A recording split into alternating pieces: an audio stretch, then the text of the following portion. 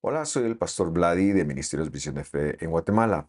Hemos recibido el encargo de hacer un desarrollo del Evangelio, es decir, de los libros del Nuevo Testamento, en su cosmovisión judía del primer siglo, tal y como lo pensaron los escritores, especialmente Pablo, Juan y los que hemos estudiado.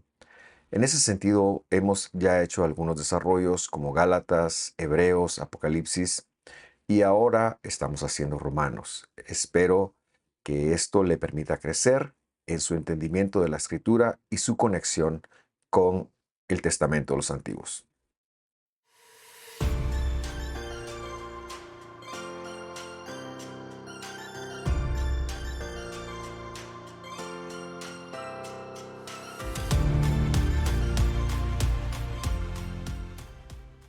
Le damos muchas gracias al Señor y Dios, nuestro Mesías Jesús, por habernos permitido estudiar hasta este momento Gálatas, Marcos, Hebreos y Apocalipsis.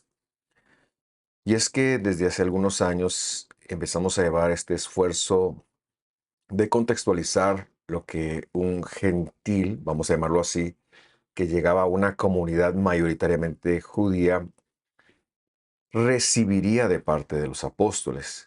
Tenemos que tener en cuenta que el Evangelio fue dado a judíos, judíos del primer siglo, judíos mesiánicos, y que ellos a su vez lo empezaron a transmitir, pero que esto tiene un gran cambio en el siglo II, a partir del siglo II, en donde pequeñas congregaciones, bueno, aisladas congregaciones como Roma, por ejemplo, que es una de las razones por las cuales vamos a estudiar esta carta a los romanos, pero pequeñas congregaciones empiezan a aislarse y no es sino hasta el siglo IV cuando intencionalmente y desde un punto de vista institucional se hace una separación ya que queda instituida en lo que se conoció como la Iglesia Universal Católica. Para nosotros, entonces, ha sido importante que cuando vayamos al texto lo hagamos desde cómo Pedro lo trató de explicar a un gentil, como Pablo lo trató de explicar a un gentil y no como los gentiles lo entendieron a partir del siglo II, a partir de los padres apostólicos, etcétera. Creemos que eso está más apegado al texto, creemos que es importante conocer entonces la estructura que presenta lo que se conoce como el Testamento de los Antiguos de Génesis a Malaquías como parte integral de esta revelación y en ese sentido el Evangelio que es de Mateo a Apocalipsis, nos brinda una revelación, en primer lugar, del que es bueno, o sea, del Mesías, nuestro Dios, Señor y Maestro Yehoshua, Jesús, pero también que es una parte importante, que es la base desde donde se lo debe de interpretar, colocando entonces así la Biblia como una unidad perfecta. Hemos decidido estudiar en la carta de Romanos después de hacer el desarrollo de las que he mencionado, porque al desarrollar Gálatas, y valga esa redundancia, en la cual el gentil recibe una validación, en la cual se quita el mito fariseo de tener que circuncidarse, de tener que guardar mandamiento alguno para ser salvos, esta carta tiene una perspectiva opuesta por el componente social y político que está ocurriendo en Roma y que es lo que queremos explicar como parte de esta introducción y como parte de la sinopsis del enfoque que queremos dar a esta carta. Hacemos un estudio verso a verso en primer lugar porque creemos que es importante entender específicamente lo que Pablo ha dicho. Corregimos algunas cosas que han sido mal entendidas y mal traducidas intencionalmente, sobre todo cuando existe esta intención precisamente desde esta congregación o desde lo que resultó de esta congregación a tener una desconexión intencional con, con lo judío debido a que pues se quiere que el movimiento crezca, pero a su vez el judío se ha separado del judío mesiánico y esto ya es en el siglo II y luego la lectura que hacemos es precisamente esa.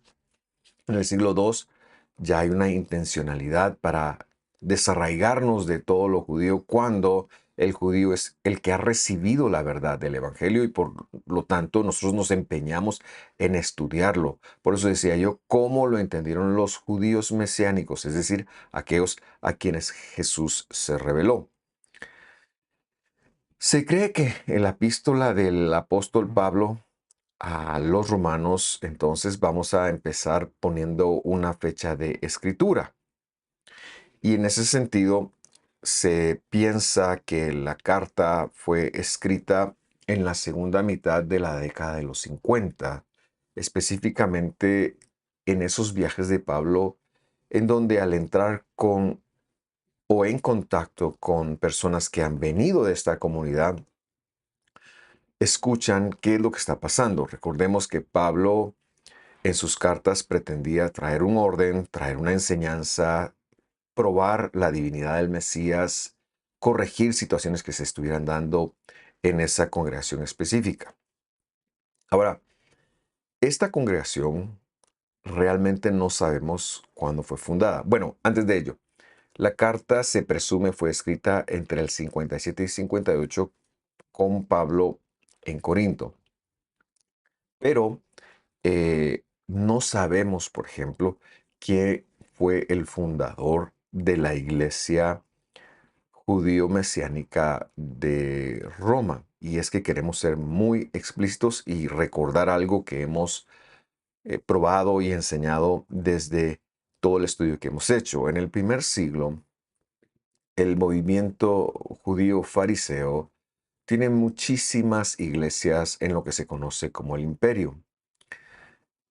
Los judíos que son mesiánicos, es decir, aquellos que han creído en Jesús, van, como Pablo lo ha demostrado una y otra vez en sus viajes, van siempre al elemento que conocen, van al elemento judío porque ellos van a hablar del Mesías. Pero cuando ellos llegan al elemento judío, se encuentran con que hay un gran número de gentiles que algunos han sido asimilados, algunos otros están en el proceso y por lo tanto muchas veces encuentran una oposición a que el mensaje judío mesiánico es por gracia.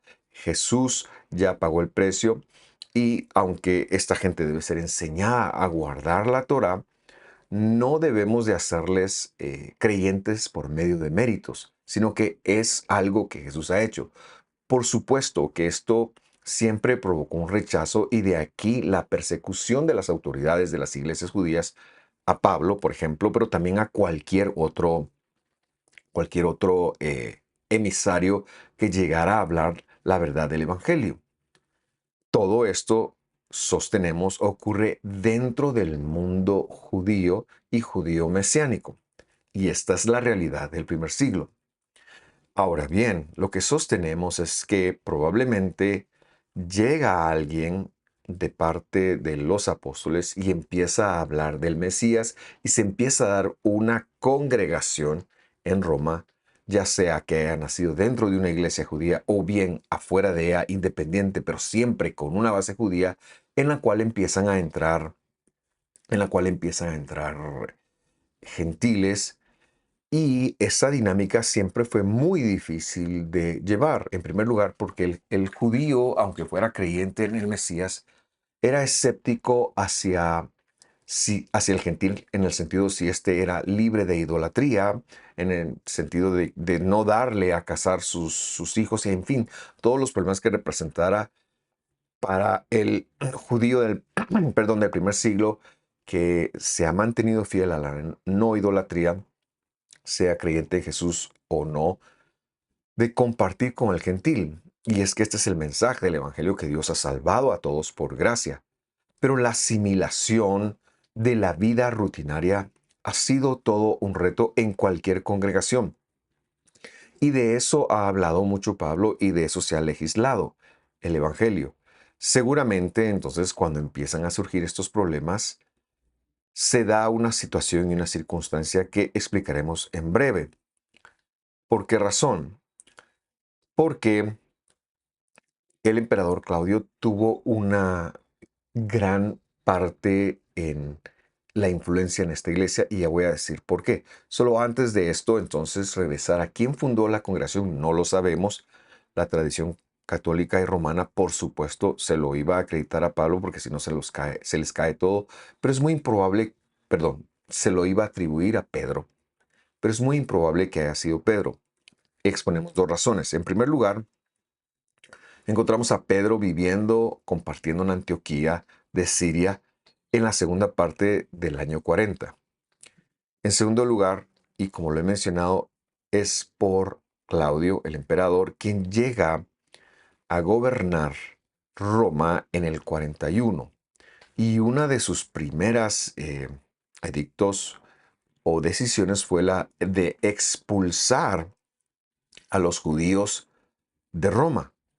Judío fuera mesiánico, judío fuera cualquier especie de judío. Y aunque decimos que esto no funcionó como inmediatamente, sino obviamente estas cosas son procesos, estas cosas son vivencias diarias. Seguramente hubo judíos que negaron serlo. En fin, es muy improbable que Pedro entonces haya decidido ir a vivir a un lugar en donde él iba a no tener la capacidad de dirigirse cuando su llamado era precisamente a los judíos. Eso en primer lugar. En segundo lugar, sostenemos que hay algunas otras razones, quizás podemos presentar una tercera, y es que no existe un escritor serio que lo avale, sino que esto se ha adoptado así por tradición. Ahora bien, yo quisiera traer a colación que el historiador romano, este es alguien secular, y por eso decimos que esto puede brindar mucha luz al respecto porque tratamos de ver esto desde la academia también, no solamente, no lo vemos exclusivamente desde la fe como algunos podrían pensar, es decir, de la creencia, sino que todo esto es un componente que lleva historia, arqueología, por supuesto, la verdad bíblica, el escrito bíblico, etcétera. Pero Suetonio, que fue un biógrafo de Trajano y de Adriano, emperadores de la primera parte del segundo siglo, que pelearon contra los judíos en la segunda insurrección judía, lo que se conoció como la Segunda Guerra Romano-Judía. Él nos dice que Claudio expulsa a los judíos por problemas con un tal Crestus, quien piensa fue Cristo. Ahora, teniendo en cuenta entonces esta situación y esta circunstancia, podríamos pensar que a lo mejor cuando se da el debate de si Yehoshua, Jesús, es Mashiach, o decir, Crestos o Cristo, y este debate empieza a salirse del orden por lo que representaba y por como lo vemos en Hechos, que cada vez que el judío fariseo de una iglesia farisea se sentía atacado, lo volvía un tema de muy público. Es probable que en función de esto, entonces Claudio, cuando ve esta situación, expulse a cualquier judío. Y ahí se van judíos creyentes en el Mesías Jesús y judíos que no creían en el Mesías Jesús. ¿Qué es lo que sucede?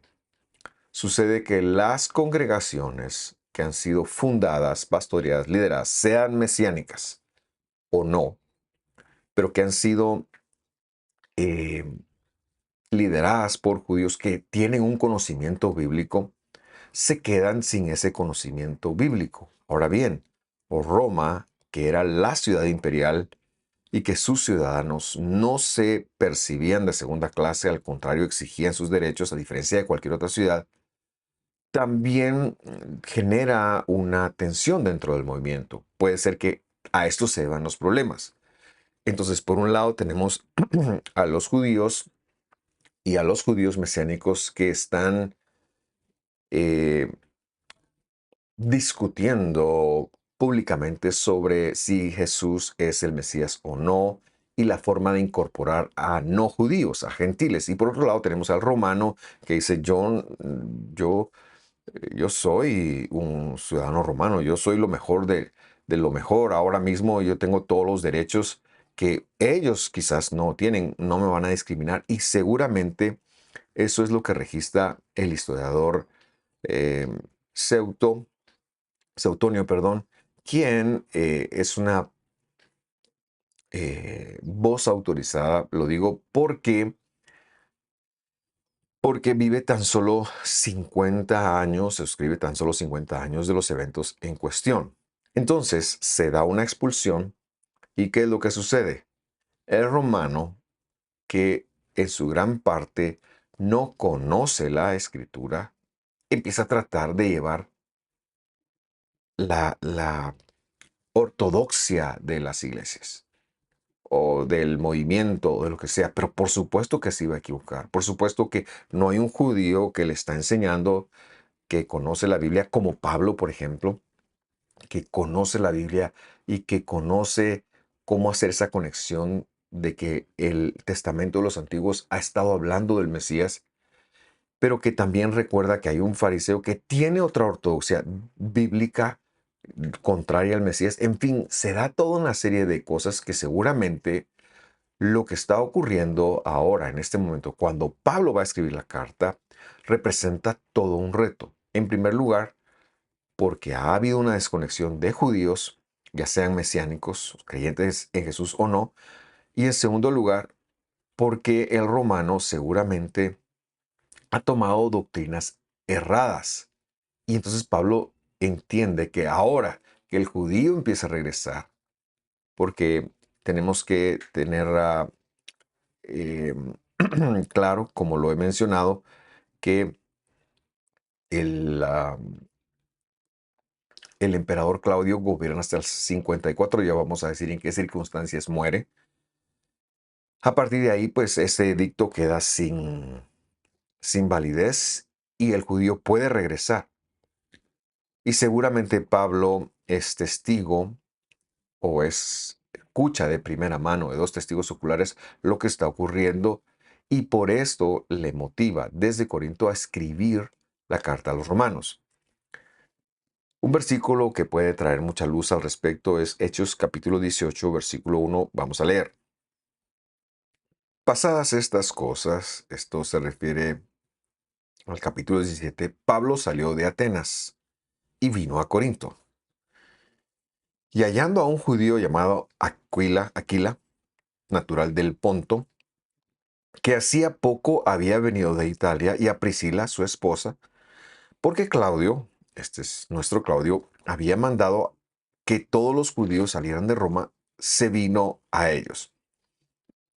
Y este es precisamente son los testigos oculares en donde Pablo y Priscila y Aquila empiezan a trabajar juntos, tenían el mismo oficio y seguramente Pablo de primera mano entiende qué es lo que está ocurriendo en ese momento. Y es precisamente allí donde Dios inspira a Pablo a escribir esta preciosa carta que tiene un desarrollo tan importante para los creyentes del siglo XXI. Lo que sucede es que el gentil no necesariamente, perdón, conoce la Biblia, conoce la Torá, no puede hacer una lectura del Mesías desde la Torá. Y recordemos que no hay evangelio, todavía ellos no lo saben. Toda la ortodoxia del judío mesiánico que ha creído en Jesús se da desde lo que se conoce como el Antiguo Testamento. Y es muy probable que el gentil se haya perdido, como lo he mencionado, en cosas, en su paganismo, en su idolatría. Y por eso resulta muy interesante ver que cuando Pablo empieza, después de presentar que el Evangelio, capítulo 1 de Romanos, es poder para salvación, luego se empieza a dirigir al gentil y hablar de la idolatría y hablar de la homosexualidad y hablar de todo lo que el problema de desconocer a Dios trae. Esto es un hecho que va hasta el versículo 17, en donde después Pablo empieza a reconvenir al elemento judío que quizás no está dando el mejor testimonio, que quizás está regresando, pero no tiene las herramientas como para enfrentarse al romano que se quedó a cargo o quizás se llega con un orgullo como menospreciando, no hombre, eso es idolatría. Y lo que Pablo quiere es, y esto no lo debemos de aclarar mucho, que el gentil y el judío, a diferencia de hoy, pueden coexistir, que son parte de Israel, que Dios ha hecho de dos pueblos, ha hecho uno, que el proyecto de Dios desde siempre se llama Israel. Y por lo tanto, ahora hay dos elementos que van a compartir una congregación que siempre fue problemática, que después lideró la apostasía, por supuesto, pero que en ese momento Pablo les conduce al orden de una manera distinta que en Gálatas, porque en Gálatas el elemento gentil está discriminado. No, aquí viene a poner una armonía entre gentiles y judíos que van a una congregación y que viene a esa congregación viene de un elemento judío. Por lo tanto, esto es importante tenerlo en cuenta. Es el enfoque de Pablo y probará Pablo entonces que el judío es tan creyente como el gentil y que la salvación para ambos es por gracia. Nos estamos adelantando, pero de esto se trata la carta. Ahora bien, ¿cómo vemos a Roma? Roma era una ciudad complicada. En primer lugar, porque era la ciudad imperial. En ese momento histórico era el epicentro del mundo. Era la ciudad más poderosa del imperio.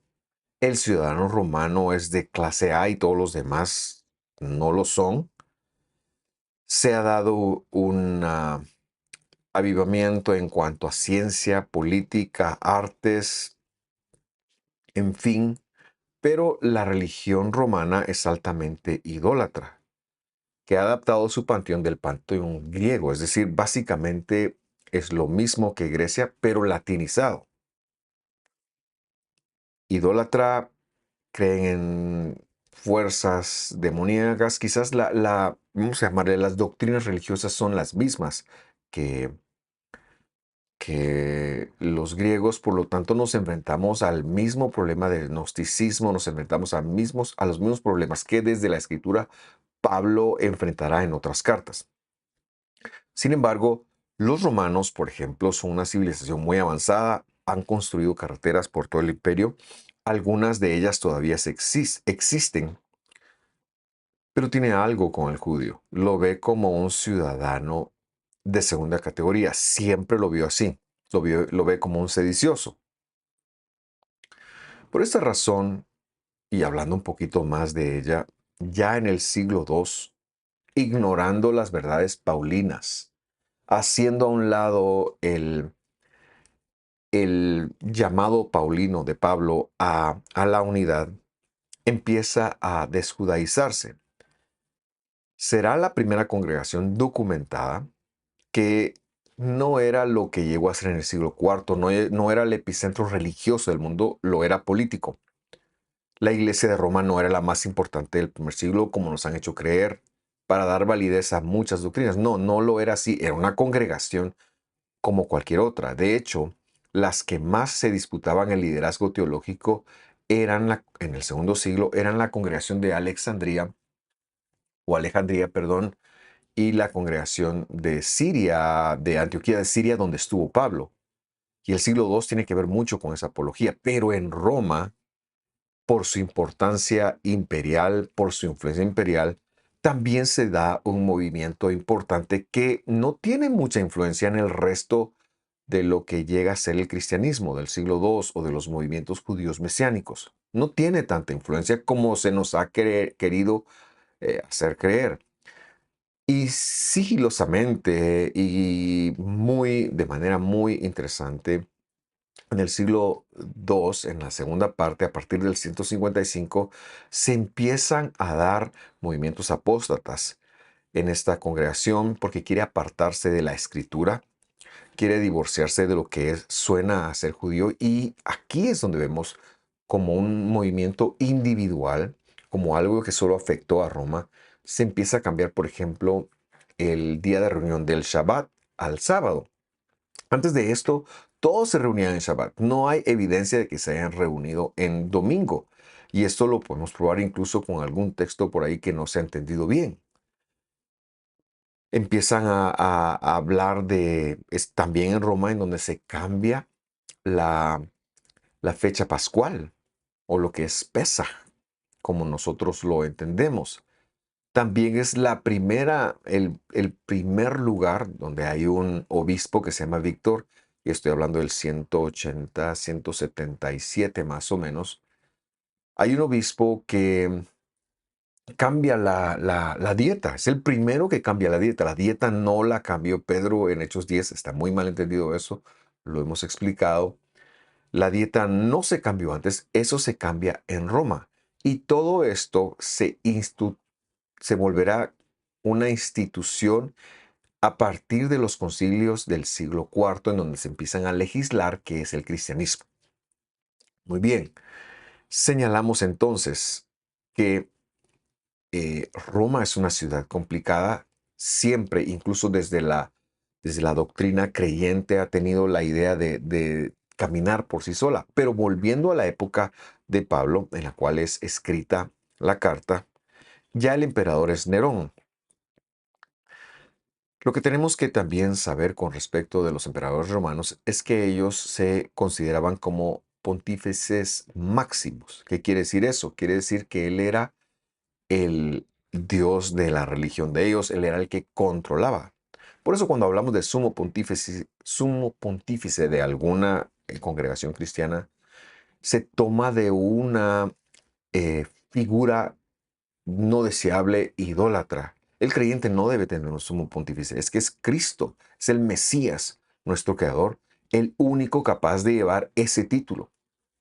Esto se ha copiado entonces de la religión romana en la cual el emperador se ha designado ese título y él es el que decide qué pueden creer los demás.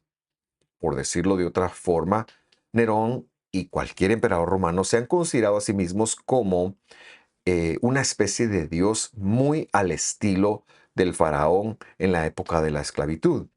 Nerón es entonces el regente de la religión y él es el que acusa a los judíos mesiánicos. Lo que pasa es que por el título que les da, les llama cristianos, pero se está refiriendo a los judíos mesiánicos de esta congregación, que son quienes crearon en la siguiente década ese incendio del 64. Ahora, ¿quién es Nerón? Nerón era el hijo adoptado del emperador Claudio, quien, casándose con su Agripina, su madre, y viviendo en el palacio, Agripina entiende que Nerón es loco, que su hijo merece ser emperador, y se cree que ella es quien lo envenena para que él pueda entonces llegar a ser el emperador, y es él quien está a cargo de Roma en el tiempo de esta carta. Cuando Saulo de Tarso, Pablo, llega a Roma en la década, perdón, de los 60, Nerón es el emperador y se ve en la necesidad de tener una interacción con los judíos, tanto no mesiánicos, los judíos fariseos, como los judíos mesiánicos, como lo prueba Hechos capítulo 28. Vamos a leer el verso 14, donde habiendo hallado los hermanos, rogaron que nos quedáramos con ellos 7 días. Y después de esto vinimos a Roma. Verso 15.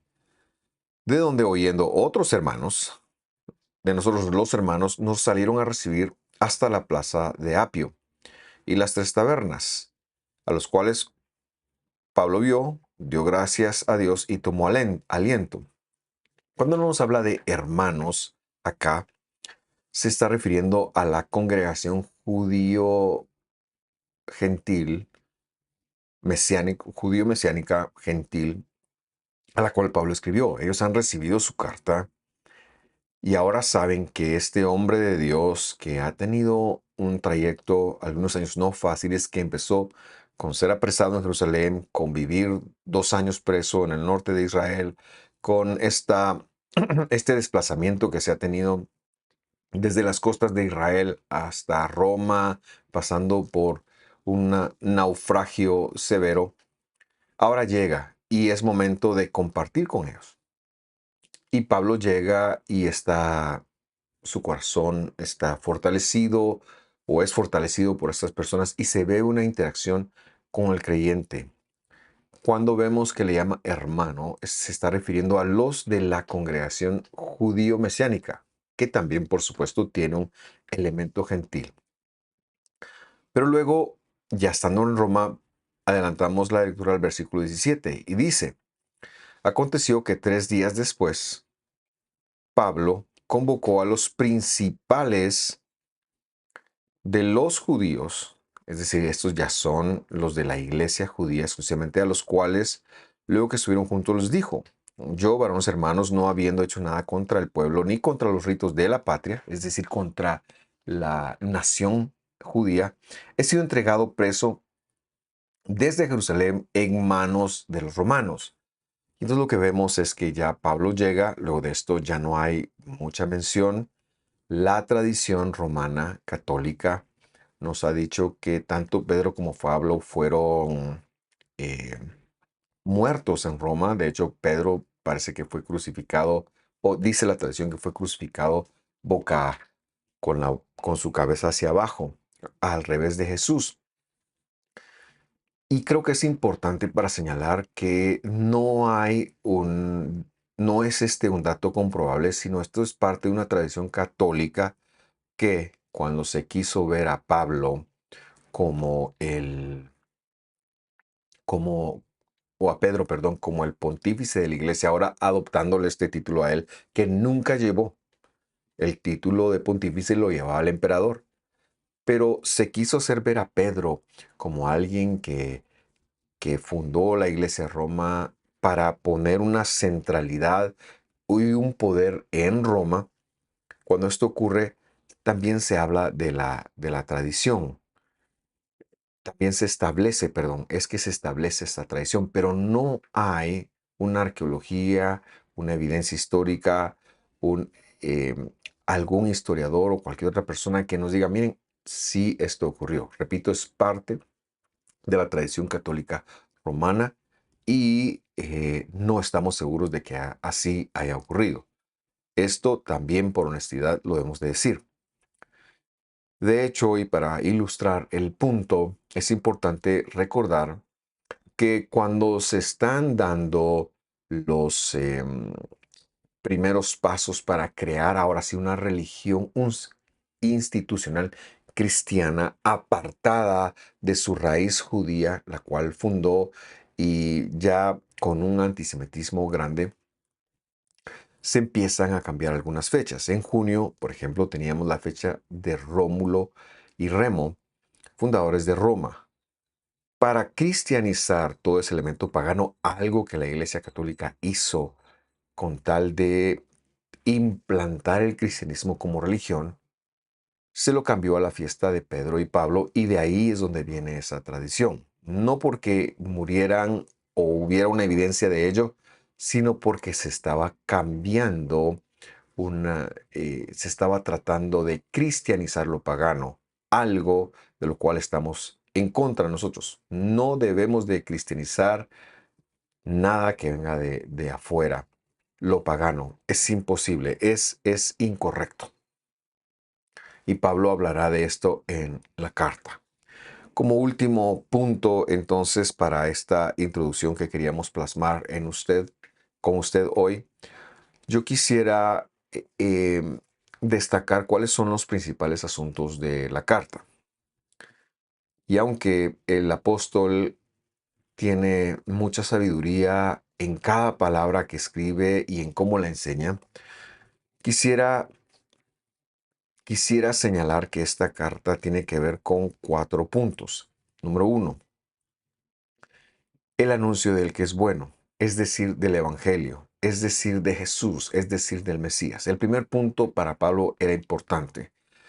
Todo el Antiguo Testamento, toda la Torá sigue vigente. Es la base de lo que creemos. Pero el Evangelio está revelando el pacto de Dios. Es aquí que veremos a Pablo hablar del pacto que Dios hizo con Abraham, por ejemplo, también como lo ha hecho en Gálatas. Es aquí en donde veremos la promesa de Dios a Israel, pero que no se nos olvide, la razón de ello era la venida del Mesías. Es el Evangelio. El Evangelio no como un anuncio cualquiera, no, el Evangelio como el anuncio de quién vino, del que es bueno, de Dios nuestro Redentor, de Dios mismo, quien dejó su gloria, quien dejó todo lo que era para venir por nosotros. En segundo lugar, otro gran tema, muy importante a tratar es la justificación por la fidelidad de Dios. Es decir, el elemento judío que está volviendo y que se mezcla con el elemento judío fariseo, me refiero judío mesiánico y judío fariseo, tiene la cosquilla, voy a llamarle, tiene esa tentación de voltear a ver al judío y pensar que por mérito alguno podemos alcanzar a Dios. Pablo será muy enfático en enseñar que es la fidelidad, es decir, el desempeño de Dios, el desempeño del Mesías, el que trae justificación a nuestras vidas. No hay perdón de pecados por guardar mandamientos, no hay perdón de pecados. Sí hay imputación de pecado por quebrar mandamiento, por supuesto. Pablo no negará eso, pero es que el único perdón lo da el sacrificio redentor del Mesías. El tercer tema importante, y creo yo que es el opuesto al que veíamos en Gálatas, es la relación que se dará entre judíos y gentiles dentro de la sinagoga. Para Saulo, esto es muy importante, sí podemos coexistir. Sí hay judíos que han recibido a Jesús, pero también hay gentiles que guardamos toda la Torá. El punto de ello era no sacar al judío de la Torá ni al gentil de la Torá, pero que el gentil se diera cuenta que muchas veces el judío tenía una observancia, voy a llamarlo, no solo a la Torá, sino también a las tradiciones de los ancianos. Y ojo, Pablo dice, esas tradiciones están bien para los judíos, pero no las podemos imponer a los gentiles. Y cuando alguna tradición vaya en contra de lo que dijo el Mesías, esa tradición no va. Y por lo tanto, el cuarto y último tema sería entonces cómo vivir como hijos de Dios. Seamos judíos, seamos gentiles, pero seamos redimidos por el sacrificio del Mesías. ¿Cómo vivir? Nos toca vivir guardando la palabra de Dios y será algo que Pablo enseñará magistralmente. Yo quiero animarlo a estar pendiente, yo quiero animarlo a emocionarse de entender esta carta. Para nosotros será un privilegio. Y como último punto, solo quisiera dedicar el estudio de esta carta a mi Señor Padre, fallecido este año y con quien hablábamos mucho de cuál sería el siguiente evangelio que desarrollaríamos. Así que quiero dedicar este estudio de esta carta, los que tengamos, a la memoria de él, mi padre Vladimiro Ociel Vázquez Santizo, de bendita memoria. Gracias por sintonizar. Que Dios lo bendiga, que esté muy bien. Hasta pronto.